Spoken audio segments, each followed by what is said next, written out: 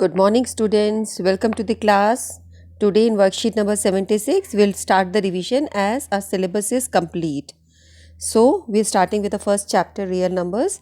Real numbers, when we talk about the decimal expression, real numbers, they are of two types, rational numbers and irrational numbers. Rational numbers are those which can be written in the form of P by Q. Rational number can be expressed in the form of P by Q. There is a numerator, there is a denominator, but irrational number cannot be expressed in the form of P by Q. Rational numbers are of two types, terminating or non-terminating and repeating. Terminating are those which can be expressed where the numerator is same. The denominator can be expressed. Q is equal to 2n 5m. It means the denominator can be expressed as a product of 2 and 5. ठीक है, जहाँ पर denominator को 2 और 5 के product में उनकी powers कितनी भी हो सकती हैं, they can have different powers. It can be expressed as a product of prime factors 2 and 5. Okay, जैसे ये नंबर है 23 और 2 की पावर 352. सो यहाँ पे देख लो 2 की सम पावर है, 5 की सम पावर है. तो जब इसको कंप्लीट आप सॉल्व करते हो, it is like this. So decimal expansion इसका कैसा है, टर्मिनेटिंग डेसिमल की तरह.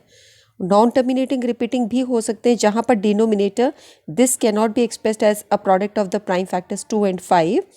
सो जैसे ये नंबर है, यहाँ पर 7 की पावर 5 है.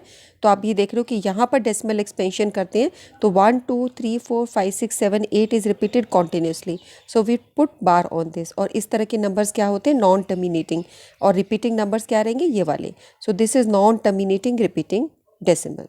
यानी कि हमने क्या सीखा, राशनल नंबर दो तरह के हैं. टर्मिनेटिंग डेसिमल, जहाँ पे डिनोमिनेटर 2 और 5 के पावर्स में एक्सप्रेस हो सके, ठीक है. और जहाँ पर 2 और 5 के पावर्स में एक्सप्रेस नहीं हो सकता, वो होगा non terminating repeating decimal. Okay, तो आप सिर्फ इसको देख के जान सकते हो कि इसका डेसिमल एक्सपेंशन कैसा होगा.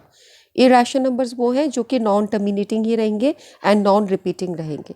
या नॉन टर्मिनेटिंग भी रहेगा, ये भी नॉन टर्मिनेटिंग है लेकिन ये रिपीटिंग है. लेकिन irrational number non terminating and non repeating रहेगा. तो हम इसके साथ में एन आर और लिख देते हैं, non repeating. Now, what are the properties of fundamental theorem of arithmetic? Fundamental theorem of arithmetic is composite numbers are expressed as a product of primes. इस बात का क्या मतलब है, जैसे आप कोई भी composite number लो, जैसे 24 को हम कैसे एक्सप्रेस कर सकते हैं, 4 6 24. 4 को कैसे कर सकते हैं, 2 इंटू 2, और 6 को 3 इंटू 2. तो आप देख रहे हैं कि 24 is expressed as a product of primes. ये सारे प्राइम नंबर्स आ गए, ठीक है. This you know. Prime factorization is unique, this you know, apart from order in which the prime factors occur. Okay, now moving to the next sheet. HCF is equal to AB, the product of the smallest power of each common prime factor in the number by prime factorization. अब prime factorization कीजिए, उसके बाद smallest powers जो होंगी वो common prime numbers की, वो आपका HCF होगा. और LCM क्या होगा, product of the greatest powers of each prime factor. हर एक प्राइम फैक्टर का ग्रेटेस्ट पावर आपको लेना होगा, that will be the LCM. यहाँ पर आपको स्मॉलेस्ट पावर लेना होगा हर एक कॉमन प्राइम फैक्टर का, हर एक कॉमन प्राइम फैक्टर का. ये नोट करना है, common prime factor. Prime factor लोगे, कॉमन वाला जो है उसका स्मॉलेस्ट पावर लेना है. और LCM में ग्रेटेस्ट पावर लिखनी है हर एक प्राइम फैक्टर की. इसमें कॉमन का कोई सेंस नहीं है. ओके, सो ये सब आपको पता ही होना चाहिए because we are doing the revision. ये चैप्टर 1 से है आपका. और एक ये फॉर्मूला रहता है, HCF into LCM is equal to A into B. So moving to the questions. First question is, after how many decimal place will the decimal expansion of this number terminate? Okay, सबसे पहले हम ऐसा कर लेते हैं, question number 5 लेते हैं. For the given decimal expansion of the number, tick the correct option. यहाँ आपको करेक्ट ऑप्शन को टिक करना है. डेसिमल एक्सपेंशन देखो आप, और करेक्ट ऑप्शन को टिक करो कि ये किस तरह के होंगे. जैसे आप यहाँ पर देखो, ये नंबर क्या है, टर्मिनेट कर रहा है. तो जो टर्मिनेट कर जाता है वो कौन सा डेसिमल होता है, वो होता है आपका rational number. So this is rational number, ये आपका रैशनल नंबर होगा. ओके, नेक्स्ट देखिए, यहाँ पर नंबर नॉन टर्मिनेटिंग है और नॉन रिपीटिंग भी है, किसी एक खास पैटर्न में नहीं जा रहा. So this is non terminating and non repeating. Non terminating and non repeating क्या होता है, इरेशनल नंबर. नेक्स्ट पे चलो, 2.35 बार. ये नंबर यहाँ पर नॉन टर्मिनेटिंग है लेकिन ये रिपीटिंग है. तो नॉन टर्मिनेटिंग और रिपीटिंग क्या होता है, रैशनल नंबर. ओके, सो हमने क्या पढ़ा, रैशनल नंबर दो तरह का है, टर्मिनेटिंग और नॉन टर्मिनेटिंग रिपीटिंग, ठीक है. और इरेशनल नंबर कैसा है, नॉन टर्मिनेटिंग और नॉन रिपीटिंग। ठीक है, ये लर्न हो गया ना अच्छे से। सो इस तरीके से हो गया। अब हम चलते हैं क्वेश्चन नंबर 1 पर। क्वेश्चन नंबर 1 है, after how many decimal places will the decimal expansion of this number terminate. इसका डेसिमल एक्सपेंशन कितने नंबर्स के बाद, कितने डेसिमल प्लेस बाद टर्मिनेट करेगा। उसके बाद हमें इन दोनों नंबर्स का 168 और 448 का एचसीएफ और एलसीएम निकालना है। फिर हमें प्रूव करना है √2 इरेशनल नंबर है, और यहाँ पर हमें विदाउट डूइंग डिवीजन, डिवाइड किए बगैर, डिटरमाइन द डेसिमल एक्सपेंशन कि कैसा होगा इसका डेसिमल एक्सपेंशन, टर्मिनेटिंग या नॉन टर्मिनेटिंग। ठीक है, इन सबको बिना डिवाइड किए इनका डेसिमल एक्सपेंशन हमें फाइंड आउट करना है। यहाँ पे एचसीएफ, तो let us do first question लेते हैं। 53/2 52। सो यहाँ पर 2 द पावर 3 है, 5 टू द पावर 2 है। यहाँ पर अगर हम एक और 5 से इसको मल्टीप्लाई कर दें, तो अगर आप नीचे मल्टीप्लाई करते हो तो आपको ऊपर भी मल्टीप्लाई करना पड़ेगा। ठीक है, तो ये हो जाएगा 5 की पावर 3, ये 2 की पावर 3। अब ये दोनों सेम पावर्स हो गए, तो आप 2 और 5 को कॉमन ले सकते हो। एक्सपोनेंट्स के रूल में होता है, if you have different bases and powers, powers same, so we can bring it as one roof. एक ही जगह आप इसको लेके आ सकते हो। एंड इसको पावर 3 किया तो 2 5 ज़ा 10 पावर 3 हो जाएगा।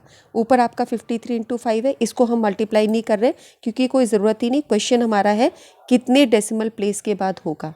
ठीक है, तो आपको पूरा आंसर नहीं निकालना है। तो आप देख रहे हो 10 की पावर 3 नीचे आ रहा है, तो यानी 1000 आ रहा है एक तरीके से।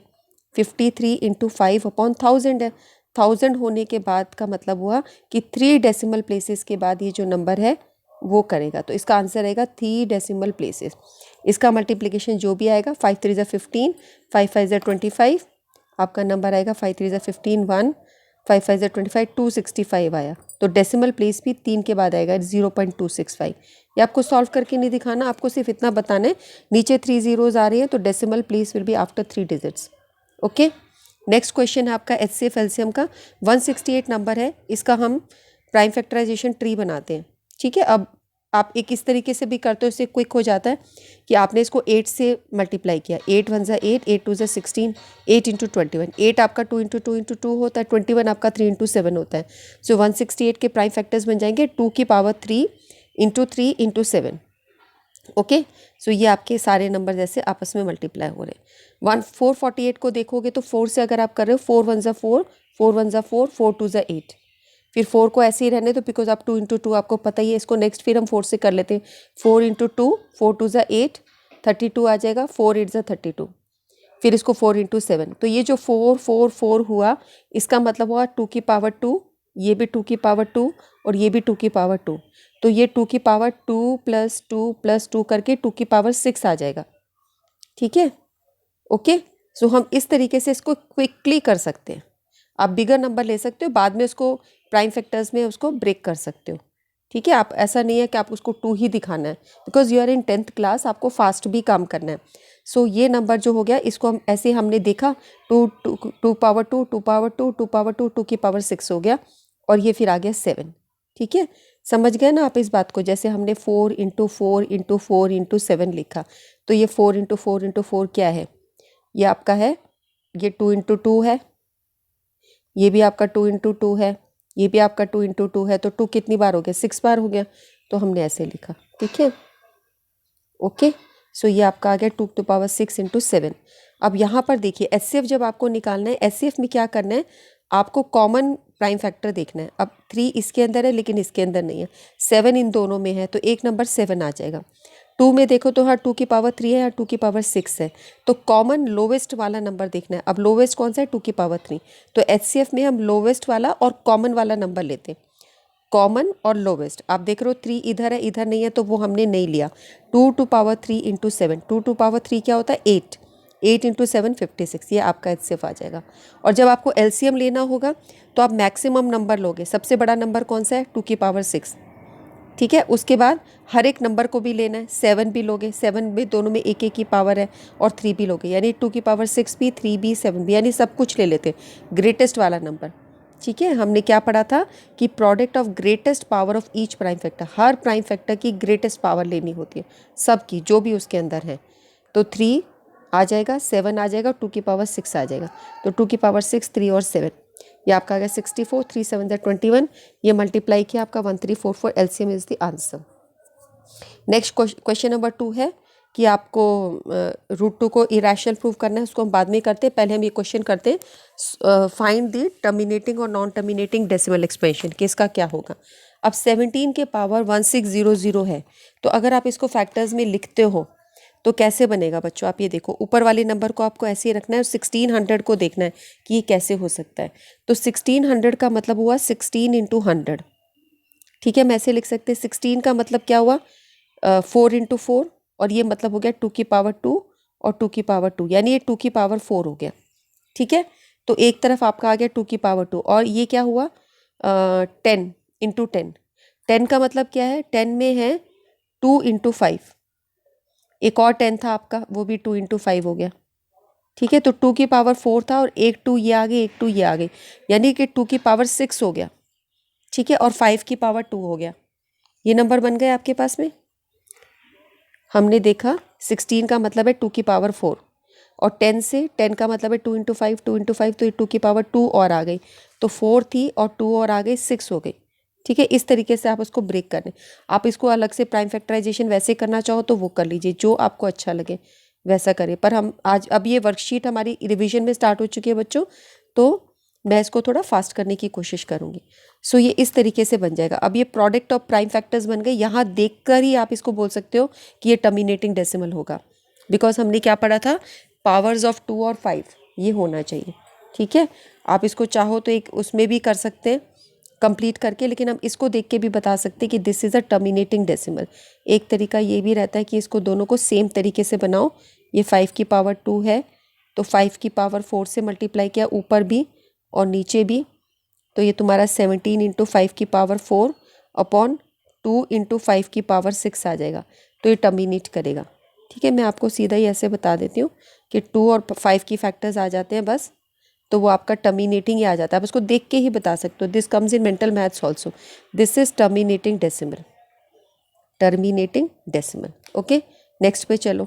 नेक्स्ट में आपका है 45 अपॉन 2 पावर 3, 5 पावर 2, 7 पावर 2। अब यहाँ पर 2 और 5 के फैक्टर्स हैं तो ये टर्मिनेटिंग होता, लेकिन ये 7 भी साथ में है।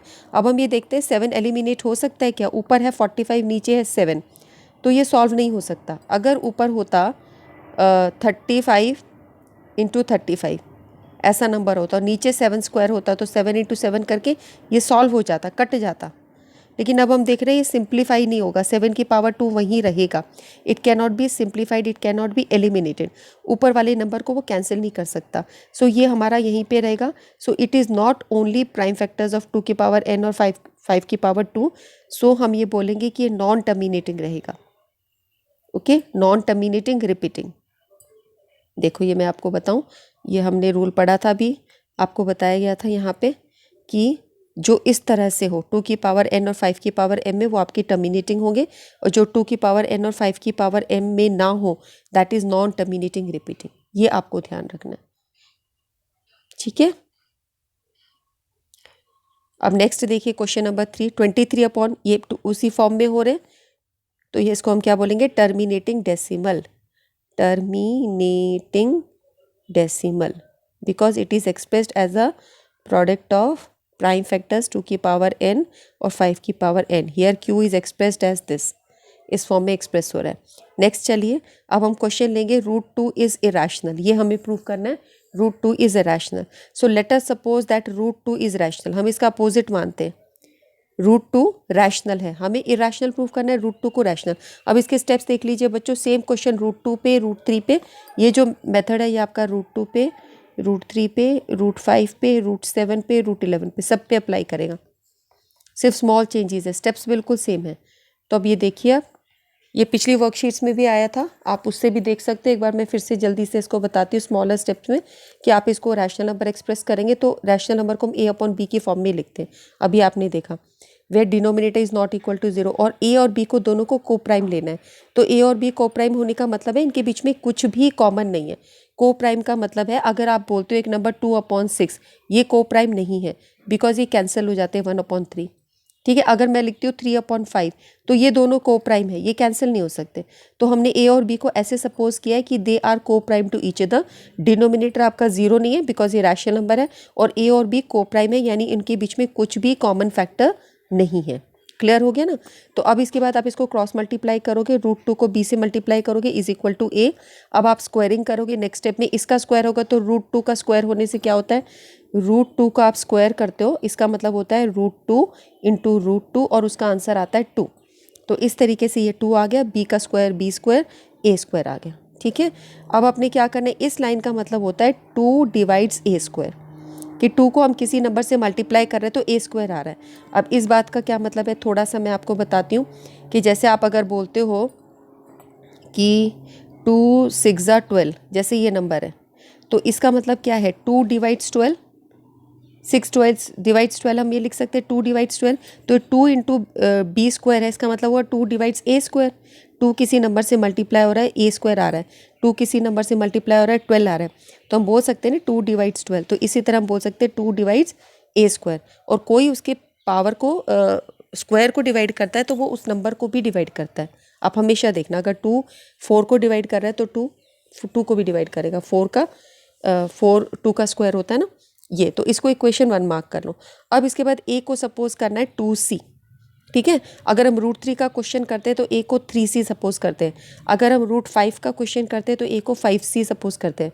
7 का क्वेश्चन करें तो 7c सपोज करते हैं। √11 का करते तो 11c। तो इस स्टेप पे चेंज आता है, यहाँ पे क्वेश्चन सेम रहते हैं और यहाँ पर चेंज हो जाता है सपोजिशन में। तो a को जब आप 2c लोगे तो a की जगह 2c लिख दोगे, तो 2b square equal to 2c square, ये वाली साइड ऐसे ही रहेगी, और ये हो जाएगा 2 का स्क्वायर 4 और ये c स्क्वायर।